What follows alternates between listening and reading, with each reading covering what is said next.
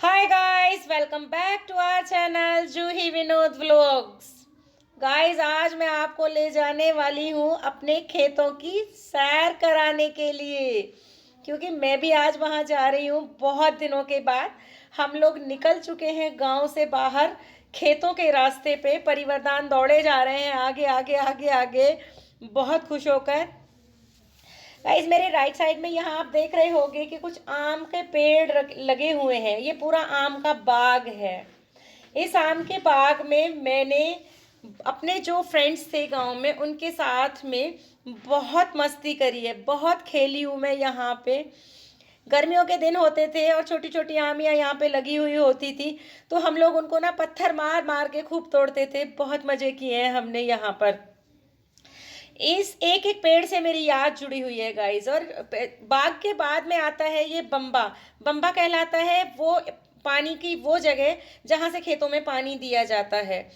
जब ये पूरा भरा रहता था तब इसमें मैं एक दो बार अपने दोस्तों के साथ नहाई भी थी, तो जिसके लिए मुझे मम्मी से खानी पड़ी थी मार, क्योंकि मम्मी बिल्कुल प्रीफर नहीं करती थी कि मैं यहाँ अपने गांव के फ्रेंड्स के साथ आकर नहाऊं।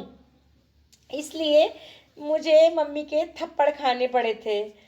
बम्बे से आगे थोड़ा सा चलते हैं तो जहाँ पे अब कुछ गांव के जो लोग हैं उन लोगों ने अपने घर भी बना लिए हैं खेतों में। अभी आप देख सकते हो गेहूं के हरे भरे खेत, जो फसल बाद में लगी है उसमें गेहूं हरे हरे दिखाई दे रहे हैं। और थोड़ा सा अपन आगे चलते हैं तो आप देख पाओगे कि कुछ खेतों में पूरा गोल्डन गेहूं हो चुका है और वहां पे गेहूं की हो चुकी है जी कटाई शुरू। बाकी जितने भी खेत हैं उनमें होली के बाद कटाई शुरू हो जाएगी, लेकिन ये वो खेत हैं जहाँ पे गेहूं शुरू में बो दिए गए थे और जहाँ पे होली से पहले ही कटाई होनी शुरू हो चुकी है। बहुत अच्छा लग रहा है ये सब देख के, बहुत मज़ा आ रहा है। तो जी हम पहुंच चुके हैं अपने गेहूं के खेत में। परिवर्तन खड़े हुए हैं, थक चुके हैं, क्योंकि करीब हमारे घर से 1.5 किलोमीटर के डिस्टेंस पे जो हमारा पहला खेत आता है वो है। तो मम्मी अभी एंटर हो चुकी है। मैं आपको खेत दिखाती हूँ पूरा। ये पूरा जो गेहूं भरा हुआ है, इसमें गेहूं का जो फसल हो रही है, ये पूरा खेत हम लोगों का है। गेहूं पके हुए हैं, होली के बाद में गेहूं की कटाई शुरू हो जाएगी। मम्मी पहुंच चुकी हैं देवताओं के पूजन के लिए। खेत के अंदर मैं दिखाती हूँ आप लोगों को। ये है हमारे देवता। देवता जो होते हैं वो ये होते हैं कि जो हमारे पूर्वज हो जाते हैं, जब उनकी डेथ हो जाती है तो उनकी पूजा के लिए एक स्थान बनाया जाता है खेतों में, तो उन्हें कहते हैं देवता। तो कोई भी बड़ा फेस्टिवल होता है, लाइक होली है, दिवाली है, तो ये जो फेस्टिवल्स होते हैं तो इन पे ये जो एक देवताओं के लिए जगह बनाई जाती है तो उस पर पूजा करना बहुत ज़रूरी होता है। उनको पोशाक चढ़ाई जाती है, बताशे चढ़ाए जाते हैं और वहाँ पे पूरी तरीके से पूजा करी जाती है। और फिर वो जो पोशाक वगैरह होती है वो किसी पंडित को हम लोग दे देते हैं और इस तरीके से सारी पूजा संपन्न होती है।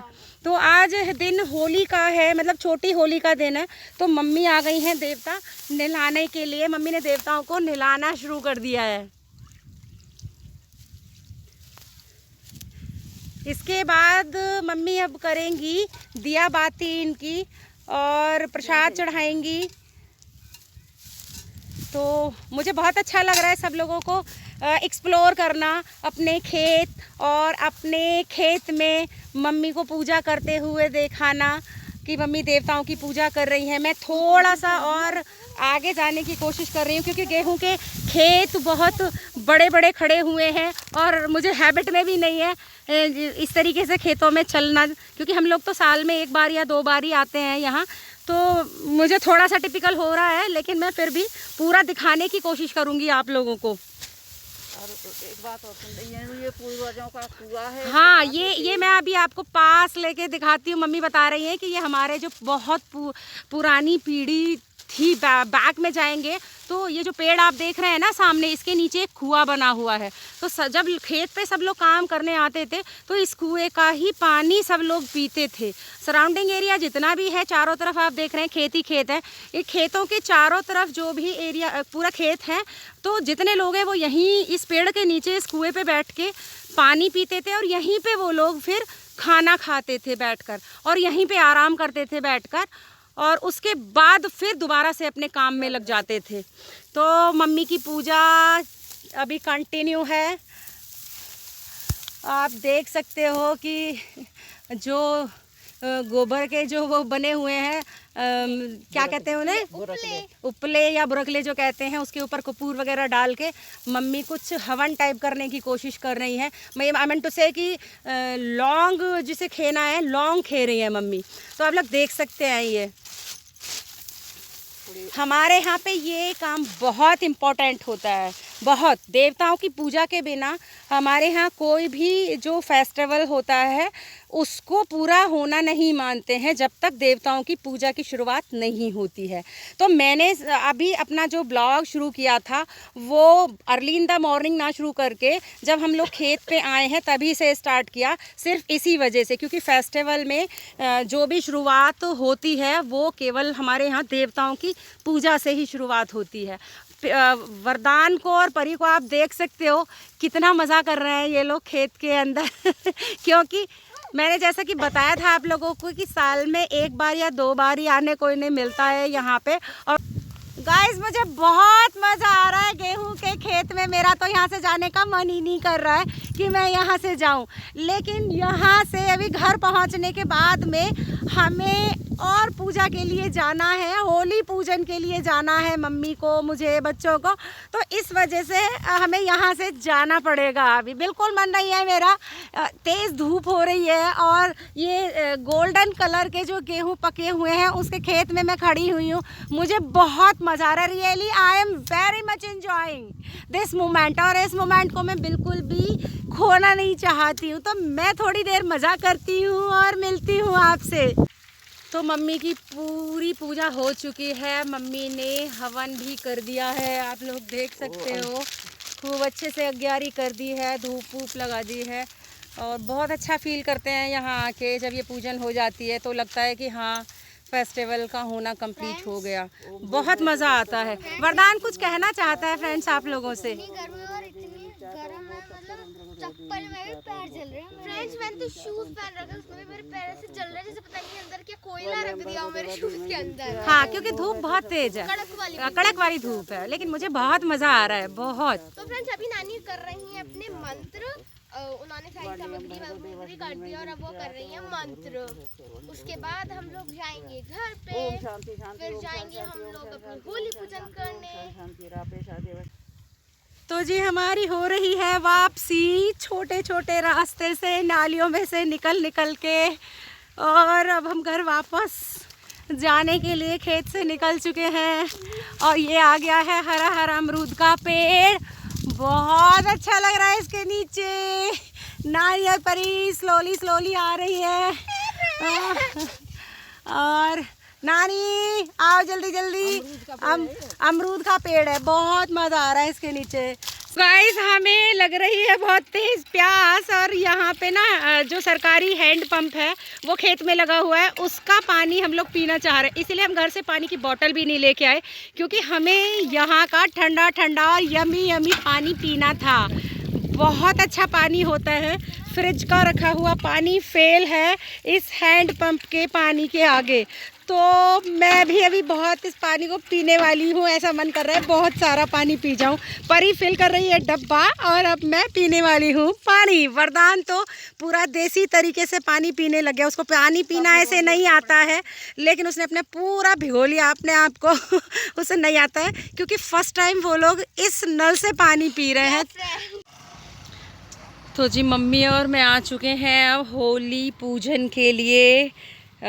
3:30 बज चुके हैं दोपहर के। हमारे यहाँ पे जब रात को होलिका दहन होती है तो होलिका दहन से पहले होली का पूजन ज़रूर होता है। होलिका पूजन के लिए पूरी एक थाली सजाई जाती है जिसमें आटा, गुड़ और कलावा और हल्दी चावल इन सब से होलिका की पूजा होती है। इसमें बुरोकले डाले जाते हैं जो कि गोबर से बने हुए होते हैं, और बुरोकले डाले जाते हैं और गेहूं के जो बाल होते हैं, आप देख सकते हो सब लोगों ने इसी तरीके से पूजा कर रखी है और उसी तरीके से हम लोग पूजा करने वाले हैं अभी। तो इस तरीके से हम लोगों के यहाँ पे होली की ये पूजा होती है।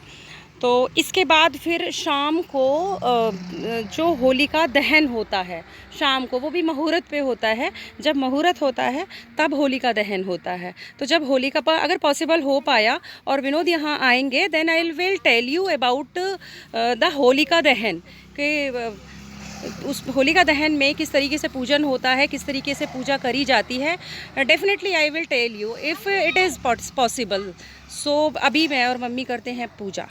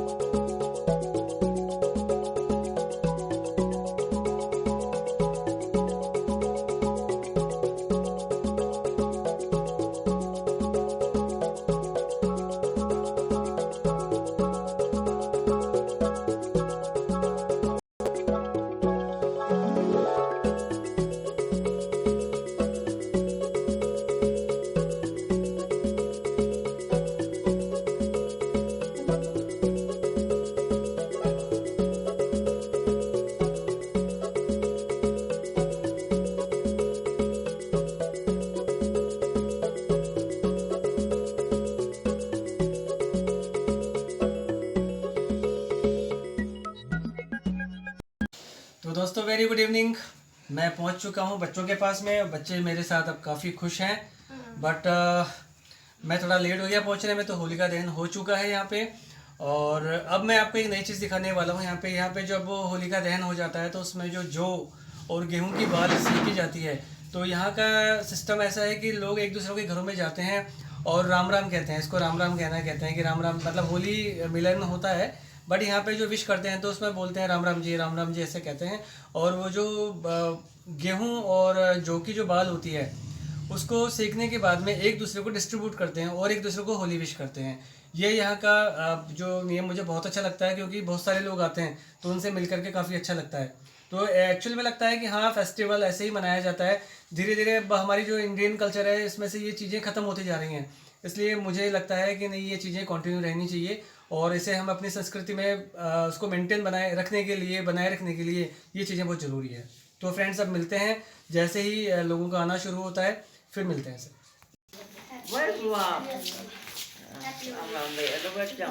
Happy Holi, happy Holi, happy Holi,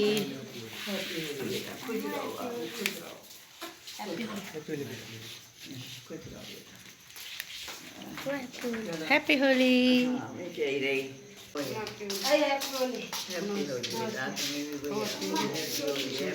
happy Holi, happy Holi. God bless to all of you. Happy Holi, happy Holi.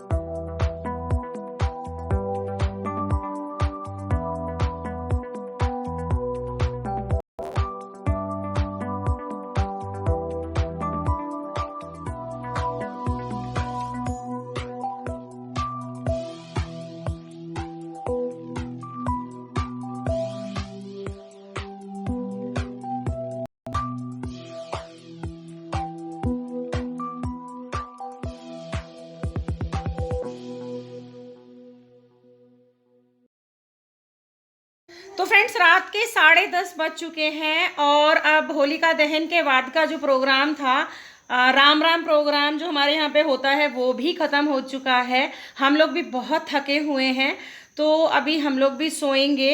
तो अगर आपको मेरा ये व्लॉग पसंद आया हो तो प्लीज़ लाइक ज़रूर करिएगा, अपने फ्रेंड्स एंड फैमिली मेम्बर्स को शेयर ज़रूर करिएगा। अगर आप हमारे चैनल पे नए हैं तो इसे सब्सक्राइब भी ज़रूर कर लीजिएगा। और फ्रेंड्स आप मुझे कमेंट करके ये ज़रूर बताइएगा कि आपको मेरे इस पूरे व्लॉग में सबसे ज़्यादा अच्छा क्या लगा। So tata, bye bye, see you tomorrow.